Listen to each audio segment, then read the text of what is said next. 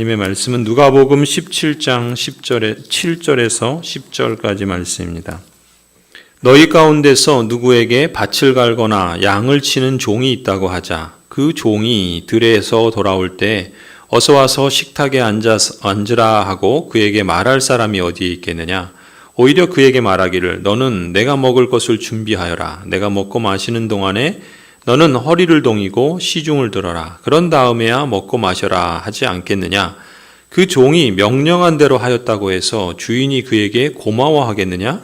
이와 같이 너희도 명령을 받은 대로 다 하고 나서 우리는 쓸모없는 종입니다. 우리는 마땅히 해야 할 일을 하였을 뿐입니다. 하여라. 아멘. 하이델베르그 교리문답 24주일 63문을 보시겠습니다. 우리 여러분 갖고 계신 책 하이델베르그 교리문답 24주일 64문 제가 질문을 읽고 우리 답은 같이 읽겠습니다. 제63문 하나님께서 우리의 선행에 대해 이 세상과 오는 세상에서 상 주시겠다고 약속하시는데 그래도 우리의 선행은 아무 공로가 없다고 할 수 있습니까? 하나님의 상은 공로로 얻는 것이 아니고 은혜로 주시는 선물입니다. 제63은 이러한 가르침으로 말미암아 사람들이 무관심하고 사악하게 되지 않겠습니까? 아닙니다. 참된 믿음으로 그리스도에게 접붙여진 사람들이 감사의 열매를 맺지 않는 것은 불가능합니다. 아멘.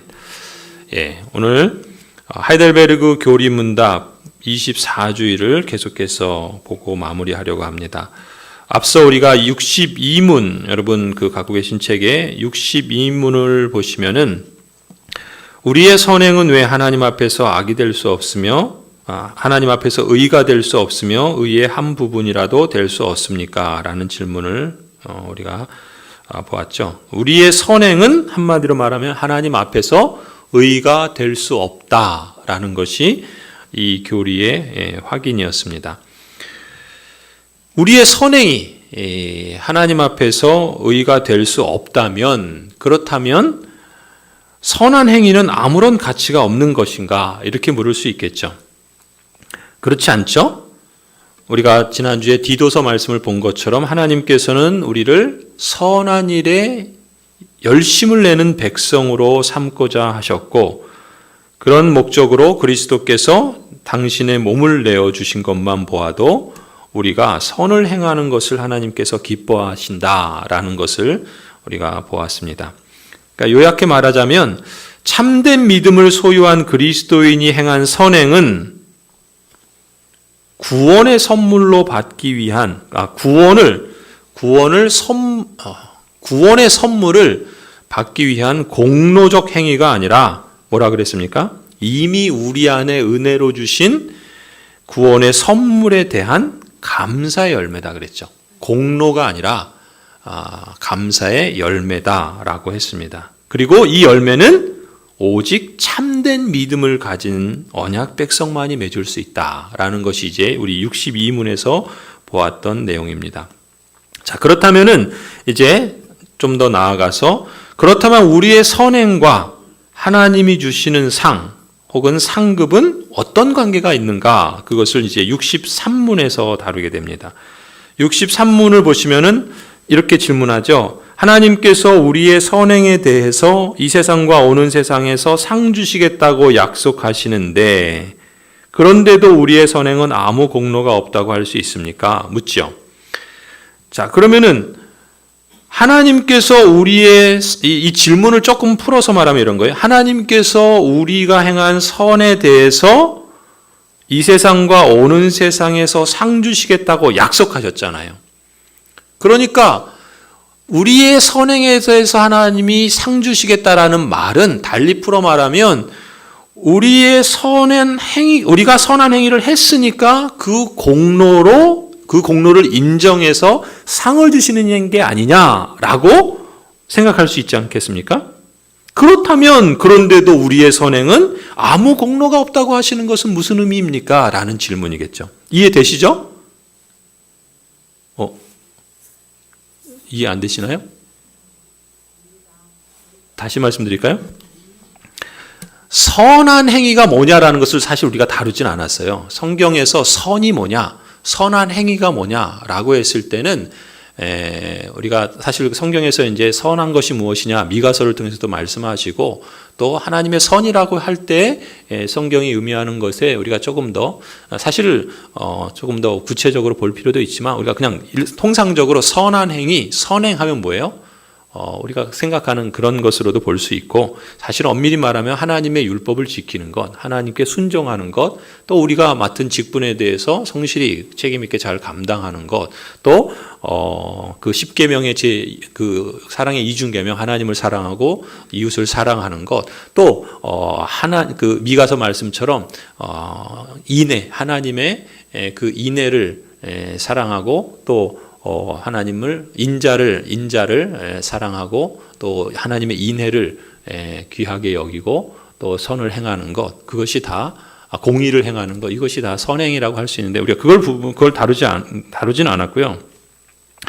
아무튼 이 선행, 그러니까 하나님께서 선행에 대해서 상을 주시겠다 그랬잖아요. 그 상을 오는 세상에만 주는 게 아니라 이 세상에서도 주신다 그랬잖아요. 그러면 우리가 선행에 대해서 상 주시겠다는 말은 풀어 말하면 우리가 이러이러한 선행을 했으니까 하나님이 그 공로를 인정해서 상 주시는 게 아니냐라고 생각할 수 있겠죠.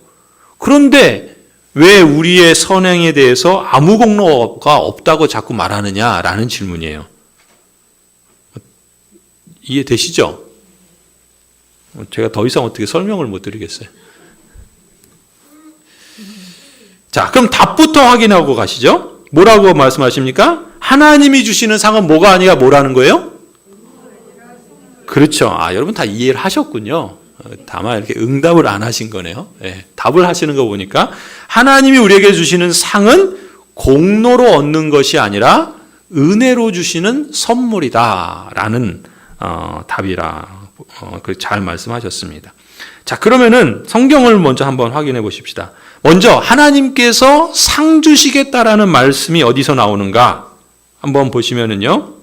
우리 여러분 거기 보시면은 이제 이 책을 이 교재를 보실 때 그 교리 문답 질문과 답에 보면은 숫자들이 있죠. 오른쪽에. 그 숫자 밑에 보면은 이제 성경 구절들이 적혀 있어요. 그러니까 그 교리 문답, 질문이든 답이든 그게 다 성경에서 가지고 온 거예요. 그러니까 교리는 그냥 사람들이 만들어낸 것이 아니라 하나님의 말씀에 기초한 것을 가지고 우리의 신앙의 내용들을 체계적으로 정리한 거죠. 그러니까 교리는 성경을 따르는 거예요. 성경에서 나오는 거예요. 그러니까 교리가 성경보다 앞서진 않죠. 근데 어쨌든 이 책을 보시면서 여러분이 그 옆에 있는 숫자들 그리고 밑에 있는 그 성경 말씀들을 같이 찾아보시면 이 교리들을 이해하는 데 유익이 되죠. 그래서 제가 실제 지금 설명하는 것도 보시면은 거기 있는 성경 구절들을 여러분에게 이렇게 말씀드리면서 그 의미들을 우리가 하나씩 추적해 나가고 있는 거예요.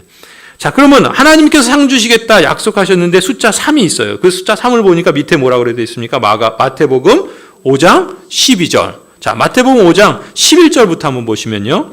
너희가 나 때문에 모욕을 당하고 박해를 받고 터무니없는 말로 온갖 비난을 받으면 복이 있다. 그리고 22절 나오는 거예요. 너희는 기뻐하고 즐거워하여라. 하늘에서 받을 뭐가 크다고요? 너희의 상이 크기 때문이다. 너희보다 먼저 온 예언자들도 이와 같이 박해를 받았다. 여기 뭐라 그럽니까? 하나님께서 상을 주시겠다는 거예요. 그 상도 큰 상을 주시겠다는 거예요. 어떤 사람에게 하시는 말씀이에요? 예수 그리스도 때문에 모욕을 당한다든지 예수 그리스도 때문에 박해를 받는다든지 예수 그리스도 때문에 터무니없는 말로 온갖 비난을 받는 사람에게 하나님께서 상 주시겠다는 거예요. 여러분 교회 생활하면서 또 그리스도인으로서 이 세상 속에 살아가면서 우리가 예수님 때문에 모욕당할 때 있습니다. 그렇죠? 또 예수님 때문에 어려움을 당할 때 있어요. 가정에서든 또 주위에서든 또 직장에서든 또 예수님 때문에 터무니없는 말로 비난을 받는 경우도 있습니다. 그때 우리는 어떤 반응을 보여야 되겠습니까? 기뻐하고 즐거워하라는 거예요. 근데 그게 쉽지 않죠. 그잖아요. 예수님 때문에 내가 교회에서 이런저런 봉사들을 했는데 알아주기는커녕 뭐라고 자꾸 막 그래요. 그럼 어떤 마음이 들어요? 할렐루야. 이러지 않잖아요. 막 마음에 막 분이 생기죠. 그잖아요. 이게 우리의 자연적인 반응이지만 그런데 성경은 그런 일이 있을 걸 아시는 거예요. 그러니까 그런 일이 있다라고 했을 때 우리가 올게 왔구나. 이런 마음을 가져야 돼요. 그러면서 한번 곱씹어 보죠. 이게 쉽진 않습니다. 저도 쉽진 않아요. 그러면서 우리가 그런 마음을 갖는 거예요. 내가 예수 그리스도 때문에 이런 비난을 받거나 이런 어려움을 당하거나 또 터무니없는 말로 이렇게 곤경에 처한다면 그것은 하나님께서 내게 상을 주시려고 그러나 보다. 이렇게 생각해야 되는 거예요. 물론 내가 잘못했어요. 내가 실수했어요. 내가 뭔가 틀렸어요. 그래서 이런 일을 당하면 그건 뭐예요? 자업자득. 그거지만 내가 그러지 않았는데 그럼에도 불구하고 예수님 때문에 이런 어려움을 당하면, 모욕을 당하면, 터무니없는 말로 비난을 받으면 그때는 이제 우리가 그런 마음을 갖자고요. 나에게 또 상 주시려고 그러시네. 이런 마음을 갖는 게 우리 영혼에도 건강에 유익하고 또 그런 일들로 인해서 우리가 상대해야 되는 우리 믿음의 교우들에게도 서로 이렇게 함께 그리스도의 몸을 세워갈 수 있겠죠. 이게 이제 신앙이 잘한다라고 볼 수가 있겠죠. 근데 여기서 분명 하나님은 상을 주시겠다라고 말해요. 그리고 큰 상을 주시겠다 그래요. 그러니까 상에도 크게 큰 상이 있다는 거예요. 그죠? 저는 이왕이면 큰 상을 받고 싶어요. 그래서 목사가 된 건 참 어떤 면에서는 잘한 행위예요. 왜냐하면 이래저렇게 말을 많이 듣거든요. 비난도 받고 또 모욕도 당하고 또 터무니없는 말도 당하고 물론 제가 잘못해서 고난도 받고 또 실수해서 또 이렇게 그런 일도 많이 있지만 그렇지 않은 경우에 이런 일이 있단 말이죠. 저만 그러겠습니까? 여러분도 마찬가지예요. 그렇죠? 우리는 그게 그리스도의 몸을 세워가는 겁니다. 그러니까 그 과정들이 우리에게 결코 무의미하거나 불필요하거나 이런 건 없어야지 교회다라고 생각하는 건 어떤 면에서는 너무 이상적인 거예요. 오히려 하나님은 그걸 아시고 우리에게 위로하시며 또 그것을 어떤 시각에서 볼 수 있어야 되는지를 안내해 주시는 거죠. 그랬을 때 우리가 우리의 믿음을 지킬 뿐만 아니라 더 함께 그리스도의 건강한 공동체를 세워갈 수 있겠죠. 또 그 다음에 또 뭐라 그럽니까? 히브리서 11장 6절도 있어요. 그죠? 믿음이 없이는 하나님을 기쁘게 해드릴 수 없습니다. 하나님께 나아가는 사람은 하나님이 계시다는 것과 하나님은 뭐 하시는 분이에요? 자기를 찾는 사람들에게 상을 주시는 분이시라는 것을 믿어야 합니다. 하나님은 하나님을 찾는 사람들에게 상 주신다는 거예요. 그러니까 우리가 금식을 하고 기도를 하고 또 봉사를 하고 또 헌신을 하며 또 다양한 모습으로 주를 섬길 때 그 모든 그 중심과 그 어떤 행위의 근본에는 뭐가 있는 겁니까? 바탕에는 하나님을 찾는 거죠. 그렇잖아요. 우리가 하나님을 찾는 거예요. 하나님을 가까이 하는 거죠. 그 하나님을 찾고 가까이 하는 사람에게 상을 주신다라고 그러겠어요. 그러면 무슨 생각이 듭니까? 내가 이렇게 하나님 찾았으니까, 내가 이렇게 섬기고 봉사하고 또 그렇게 하나님을 가까이 했으니까 하나님께서 나의 그런 행위들을 좋게 보시고 공로로 여겨주셔서 상 주시는 거 아닙니까? 이렇게 생각할 수 있잖아요. 근데 그게 아니라 그랬죠. 그게 아니에요. 그래서 대답이 뭡니까? 내가 이렇게 봉사하고 섬기고 또 모욕을 당하고 어려움을 당하고 터무니없는 말로 박해를 다 받으면서 그래도 하나님을 섬겼으니까 너 잘했다. 너가 그만큼 공로를 세웠으니까 내가 그거에 대해서 이만큼 상 줄게. 이게 아니죠. 그죠? 왜 아닌가? 일단 답은 그것은 공로에 대한 상이 아니라 오히려 은혜로 주시는 선물이다라는 것을 답으로 제시해 주셨어요. 그럼 이제 그걸 조금 우리가 풀어가야 되겠죠. 아무튼 중요한 것은 성경에서는 상을 주시는 하나님에 대해 말씀하고 있어요. 그러니까 히브리서 11장 6절을 좀 풀어서 이렇게 생각해 보세요. 믿음이 없이는 하나님을 기쁘게 해드릴 수 없습니다라는 말을 좀 달리 표현하면 뭐예요? 하나님을 기쁘게 해드릴 수 있는 것은 뭐라는 거예요? 믿음이라는 거예요. 참된 믿음으로 하나님께 가까이 나아갈 때 하나님을 기쁘시게 해드릴 수 있다는 거예요. 인격적이기 때문에 그런 겁니다. 하나님은 사람을 다른 피조물과 달리 인격적이라는 것은 우리가 하나님의 뜻을 이해하고 하나님의 마음을 읽고 하나님을 기쁘시게 해드릴 수도 있고 슬프게도 할 수 있다는 거예요. 그런 점에서 우리는 어떻게 하나님을 기쁘시게 할 수 있는가? 보이지 않는 하나님, 영적인 하나님, 또 초월적인 하나님을 어떻게 우리가 유한하고 보이고 제한적인 이 인생이 어떻게 하나님을 기쁘시게 해드릴 수 있겠어요? 있다는 거죠. 어떻게요? 참된 믿음으로 하나님께 나아갈 때 하나님을 기쁘시게 해드릴 수 있다는 거예요. 우리가 참된 믿음은 뭐라고 그랬습니까? 하나님의 말씀의 계시에서 주시는 지식과 그리고 성령께서 주시는 확신, 그 두 가지를 참된 믿음이라 우리가 하이델베르크에서 배웠잖아요. 그러니까 이 참된 믿음으로 하나님께 나아갈 때 하나님은 기뻐하신다는 거예요. 우리가 하나님을 알아가는 것 자체가, 지난번 우리 김중희 목사님 수요 예배 때 그런 얘기했죠. 그 요한 1서를 하면서 바로 이 말씀이네요. 아닌가? 하나님을 아는 것, 그것 자체가 그게 뭐예요? 그것이 참된 믿음이에요.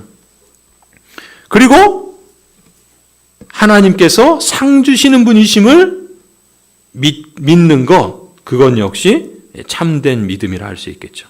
이 믿음으로 하나님께 나아갈 때 하나님을 기쁘시게 해드릴 수 있고,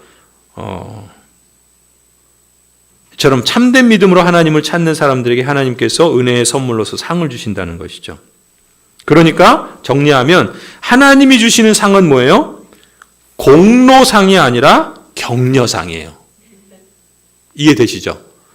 내가 뭘 잘했기 때문에, 우리가 행한 공로 때문에 우리의 힘으로 획득하는 공로상이 아니라 우리를 격려하시고 힘주시기 위해서 은혜로 주시는 격려상이에요. 앞서 뭐라 그랬습니까? 모욕당하고 박해를 받고 온갖 비난받으면 우리 마음에서 저절로 무슨 감정이 생깁니까? 억울함이 생기고 뭔가 서운함이 생기고 또 뭔가 분한 마음이 생길 수도 있어요. 내가 이렇게까지 했는데 나를 이렇게 대접해? 또 내가 이렇게 하나님을 섬겼는데 이것밖에 안 해주셔? 라고 하면 그런 마음이 생기겠죠. 근데 뭐라 그래요?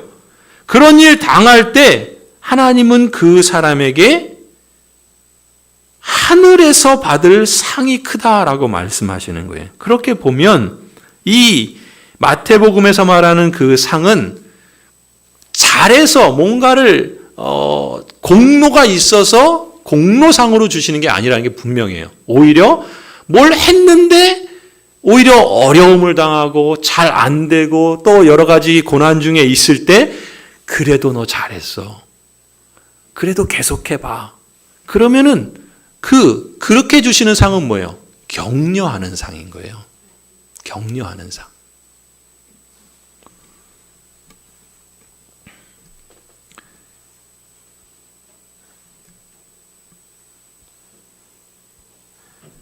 자, 그러면 63문에서 뭐라고 대답했냐면 하나님의 상은 공로로 얻는 것이 아니고 은혜로 주시는 선물이다.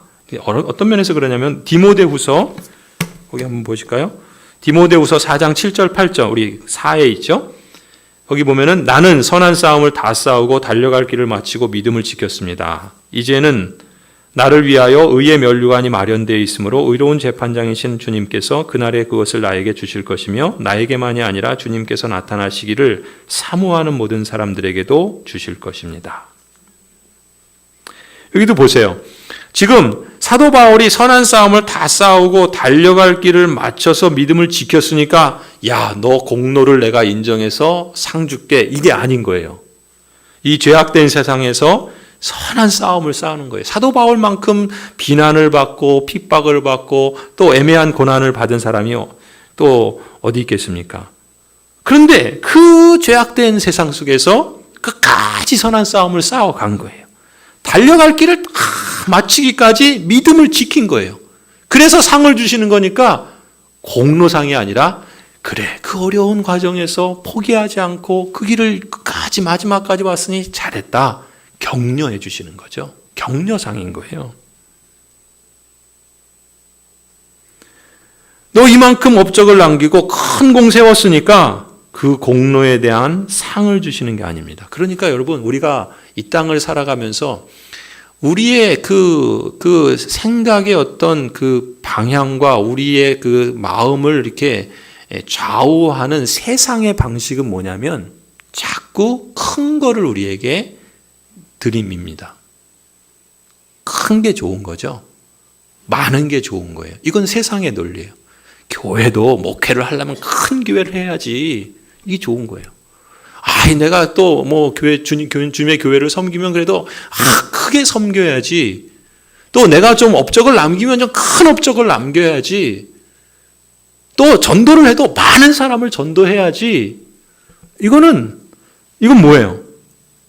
어떤 면에서 지금 주님께서 우리에게 기대하시는 것은 세상이 보는 것과 같은 큰 것, 많은 것, 그것을 우리에게 기대하시는 것이 아닐 수 있다라는 거예요. 뭘 우리에게 기대하십니까? 우리에게 기대하시는 것은 큰 것, 많은 것이 아니라, 그래서 내가 그만큼 큰 거 남기고 많은 것 세웠으니까 내가 그것에 대한 영광의 면류관을 주님께서 주시겠지. 이게 아니에요. 그렇지 않습니까? 하나님께서 우리에게 기대하시는 것은 우리가 하나님께 받은 그 상은 이미 내가 생각하는 그 어떤 큰 상보다 이미 더 큰 걸 받았어요. 우리의 구원이 그런 거 아닙니까? 우리를 하나님께서 부르시고 우리를 새롭게 하셨다라는 그 생명 자체보다 더 큰 상이 어디 있어요? 그렇지 않습니까? 이미 그걸 주신 하나님이신데 뭘 더 큰 걸 하나님께서 우리에게 기대하시겠어요? 우리를 다만 그 주신 그 크신 상, 더 이상 비교할 수 없는 그 큰 복을 우리에게 주셨으니 그것을 우리가 알고 하나님께 감사로 응답하는 거잖아요. 그러니까 이렇게 섬기기도 하고 봉사하기도 하고 전도하기도 하고 또 우리의 일상의 삶을 그리스도인답게 살려고도 하고 또 다양한 방식으로 감사의 모습들로 살아가는 거죠. 일상생활이든 신앙생활이든 교회에서든 직장에서든 가정에서든 일터에서든 학교에서든 그런 거 아니에요. 그러니까 그런 삶에 대해서 하나님께서 격려해 주시는 것이지 그거를 내가 이만큼 업적을 남겨야지 큰 상을 받겠다. 나한테 가령 뭐 10억이라는 돈이 있는데 거기에 만약에 뭐 1,000만 원 준다고 다 크네 저한테. 다 큰데 그렇잖아요. 내가 만약에 한번 하나님께서 이미 10억이라는 상을 주셨어요. 물질적으로 이해하지 뭔가 그렇게 막 왔잖아요. 그렇죠? 10억이라는 걸 주셨는데 뭐 거기에 1,000만 원, 10,000원 준다고 하죠. 10,000원. 이게 지금 너무 비교가 되니까 10억을 주셨는데 만약에 10,000원을 이제 상으로 준다고 생각해 보세요. 그러면 그 10,000원이 뭐 큰 상입니까? 10억에 비하면 그런 거예요. 이미 우리에게 구원이라고 하는 어마어마한 상을 주셨는데 그것보다 더 큰 상이 어디 있겠어요? 그러니까 우리가 그 더 큰 상을 기대하고 내가 이만큼 했으니까 그 상을 주십시오라고 하는 그런 마음을 가질 게 아니죠. 우리가 이렇게 큰 상을 받았으니 그것보다 더 큰 은혜가 없어서 내 감사함으로 하나님께 이렇게 응답하며 살아갑니다. 그러니까 하나님께서 그래 너 이렇게 세상에서 그 믿음 갖고 그걸 지키며 또 인내하며 하나님의 말씀대로 그리스도인답게 사는 게 쉽지 않은데 그래도 끝까지 거기를 왔구나. 잘했다. 상을 주시는 거죠. 그렇지 않겠습니까? 그래서 공로로 얻는 것이 아니라 은혜로 주시는 선물이다라는 것이죠.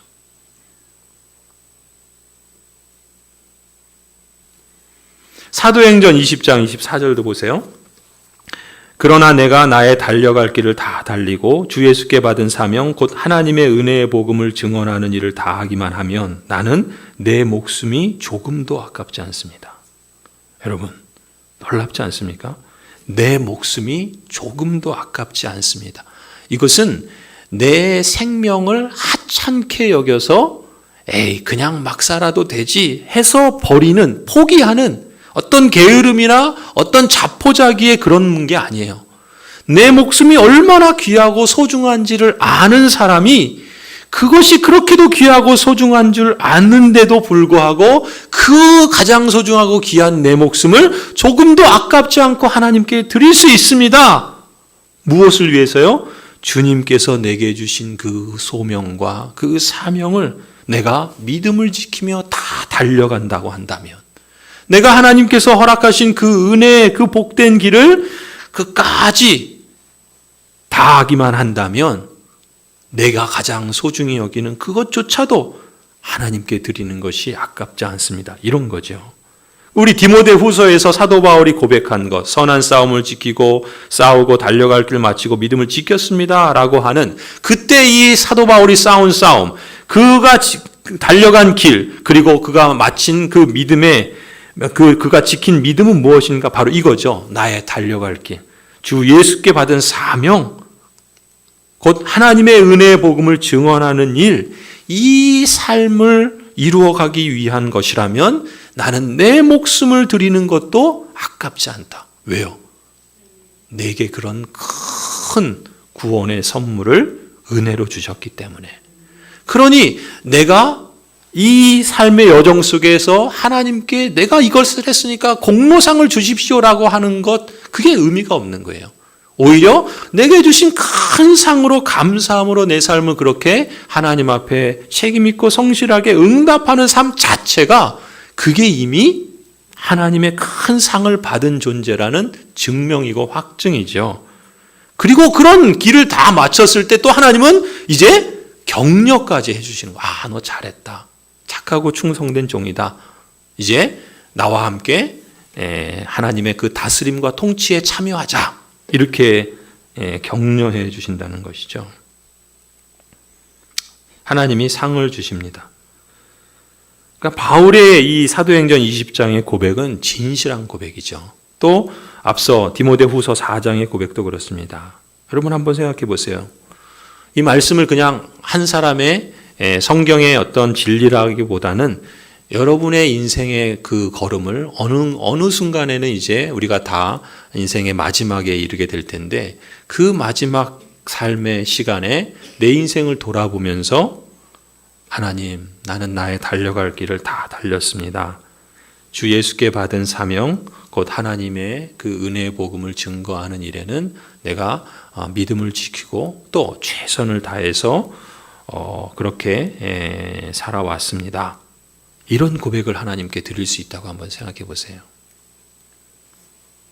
이렇게 믿음의 선한 싸움을 싸우며 주님께 받은 사명대로 달려갈 길을 다 마치고 믿음을 지킨 것은 그야말로 하나님께서 주신 구원과 모든 은혜에 대한 감사의 응답이지요. 감사의 열매라 믿습니다. 이런 열매와 감사의 응답은 누구만 맺을 수 있다고요? 참된 믿음을 가진 성도만 맺을 수 있다는 거예요. 이 열매와 감사의 응답은 오직 참된 믿음, 달리 말하면 구원 얻는 믿음을 가진 성도만 맺을 수 있습니다. 하나님이 먼저 부어주신 은혜에 대한 응답으로서 그 성도가 맺는 감사의 열매를 보면 그 사람이 하나님께서 택하시고 구원 얻는 믿음을 가진 나무라는 것을 알게 되는 거예요. 그 열매로 그 나무를 알 수 있습니다. 이런 맥락에서 감사의 열매, 순종의 열매, 헌신의 열매, 우리가 직분 받았으니까 헌신해야지, 또 이런 은혜를 받았으니까 마땅히 순종해야지, 이렇게 가면 피곤한 겁니다. 힘든 거예요. 부담스럽습니다. 감사의 열매, 순종의 열매, 헌신의 열매, 이게 다 사실 선한 행위라고 할 수 있어요. 선행이에요. 이 모든 선한 행위들은 내가 참된 믿음을 소유한 사람이라는 증거입니다. 그렇지 않겠어요? 하나님께서 영원전에 택하시고 예정하신 사람이라는 확증입니다. 우리가 어찌 하나님의 예정과 택하신 사람을 우리 스스로 판별할 수 있겠습니까? 그건 우리의 몫이 아니죠. 그러나 적어도 우리 자신은 하나님 앞에서 내가 하나님의 택하심과 부르심을 받은 그런 택자라는 사실을 알 수 있다고 봅니다. 어떻게요? 우리의 삶의 열매를 통해서.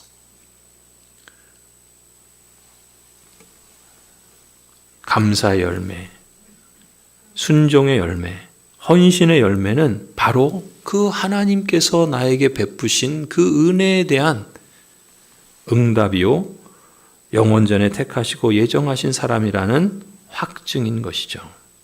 그런데 감사하게도 은혜로우신 하나님께서는 이처럼 죄악된 세상에서 선한 싸움을 싸우고 달려갈 길을 다 마치기까지 믿음을 지키고 선을 행하며 감사로 응답하는 모든 성도들에게 또다시 은혜의 선물로서 격려상까지 주시는 겁니다.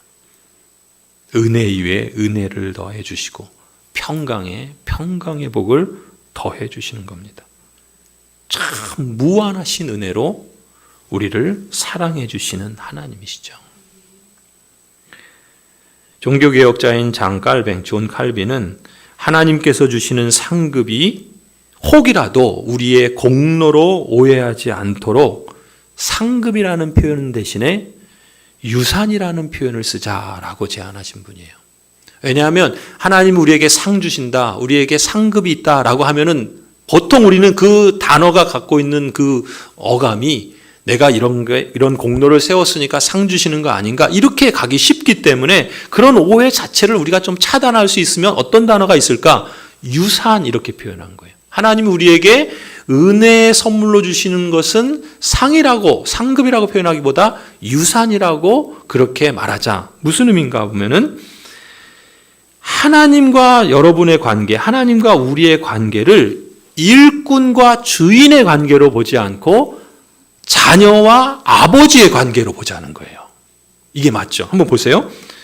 일꾼과 주인의 관계로 보여주는 것이 누가복음 17장입니다. 오늘 우리가 읽은 본문이에요. 7절부터 한번 다시 보시면요. 너희 가운데서 누구에게 밭을 갈거나 양을 치는 종이 있다고 하자. 그 종이 들에서 돌아올 때 어서 와서 식탁에 앉아라. 그렇게 말할 주인이 어디 있겠느냐. 오히려 그 종에게 말하기를 주인이 이렇게 말하는 거예요. 너는 내가 먹을 것을 준비하라. 내가 먹고 마시는 동안에 너는 허리를 동이고 시중을 들어라. 그런 다음에야 먹고 마셔라 하지 않겠느냐. 주인이 종에게 그럴 수 있죠. 그 종이 명령한 대로 했다고 해서 그 주인이 그 종에게 고마워하겠느냐? 아니죠. 왜냐하면 그 종의 그 역할이 그거기 때문에. 10절 이와 같이 너희도 명령을 받은 대로 다 하고 나서 우리는 쓸모없는 종입니다. 우리는 마땅히 해야 할 일을 하였을 뿐입니다. 라고 하여라. 무슨 얘기입니까? 지금 이 예수님의 비유에 그 담겨 있는 면이, 그 진리의 면이 여러 가지가 있는데 그 중에 한 가지 염두에 두는 건 뭐냐면 지금 이 본문은 일꾼은 자기 일한 것에 대한 대가로 일당을 요구하는 것은 정당하죠. 그렇죠?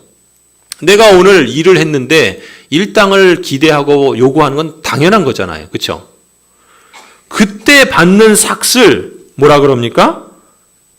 그거야말로 자신이 일한 것에 대한 정당한 임금이라고 말할 수 있겠죠.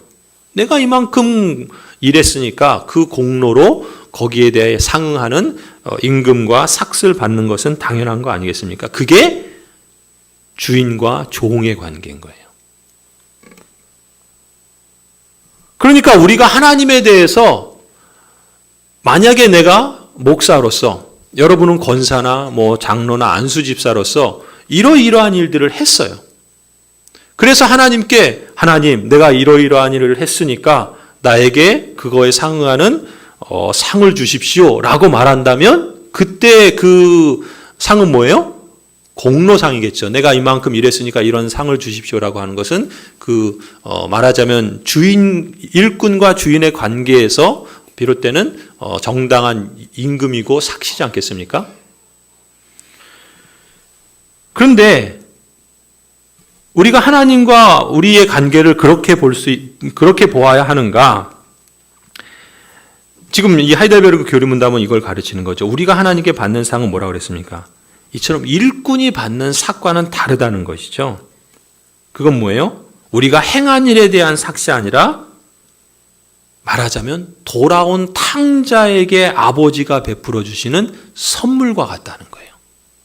무슨 얘기죠? 누가복음 17장을 우리가 보았지만 그 앞에 15장을 보면은 우리가 잘 아는 탕자의 비유가 있죠. 돌아온 둘째 아들. 여러분, 그 작은 아들이 바로 우리들입니다.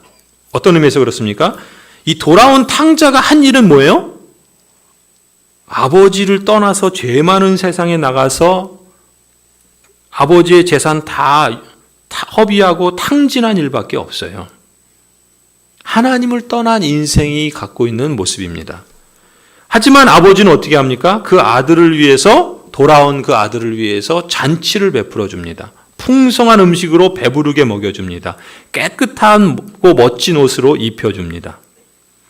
아버지가 그 죄 많은 아들에게 이렇게 하신 것은 아들이 행한 일 때문에가 아니라 아들이기 때문에, 아버지와 아들이라는 관계 때문에 먹여주고 입혀주고 또 그렇게 배부르게 해주신 것이죠. 그러니까 하나님의 자녀로 의롭다 여김을 받은 우리가 하나님께 받게 될 상도 이와 같다는 거예요. 주인과 일꾼의 관계에서 우리가 정당한 어떤 보상으로서 공로로 상을 받는 것이 아니라 우리는 돌아온 탕자와 같은 거예요, 사실.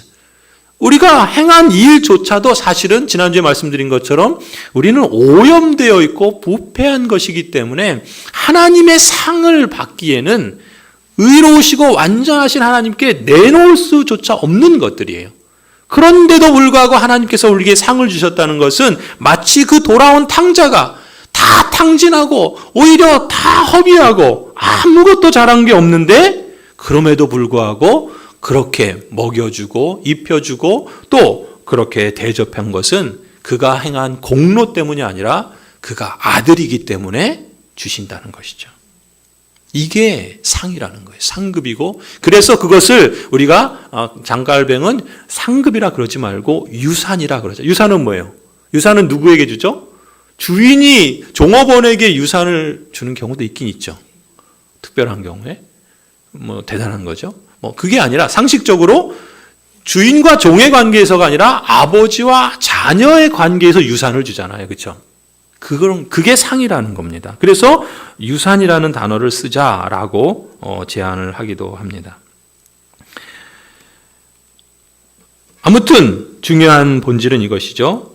그러니까 우리는 아무리 우리가 최고의 선한 행위를 한다 하더라도 그렇게 선한 일을 힘쓰는 것은 내가 이만큼 선을 행하고 봉사하고 헌신했으니까 그만큼 보상해 주십시오 라는 식으로 우리 자신의 공로로 삼아서 무엇인가를 하나님께 요구하는 것이 아니죠. 그건 하나님께서 기뻐하시는 바른 자세라고 볼 수 없습니다. 오히려 우리의 자세는 뭡니까? 지금 누가복음 17장의 비유에서 예수님께서 의도하신 가르침처럼 뭐라는 거예요? 우리가 주인과 종의 관계라고 한다면 우리가 하나님께 주인이신 하나님께 뭐라고 말해야 되는 거예요? 우리는 명령받은 대로 다 하고 나서 주님께 내가 마땅히 해야 할 일을 했을 뿐입니다 라고 말하는 것이 이것이 바른 자세다라는 것이죠. 그러면 하나님께서 그런 우리를 보고 어떻게 하시는 거예요? 그래, 착하고 충성된 종아, 내가 너에게 상을 준다. 그때 상은 뭐예요? 그만한 상을 받을 만해서 주시는 것이 아니라 여전히 부족하고 연약하고 하나님의 의에 이르기에는 턱없이 오염되어 있지만 그런데도 하나님은 우리를 자녀로 아시고 또 우리에게 격려의 상을 주시고 유산을 베풀어 주신다는 것이죠.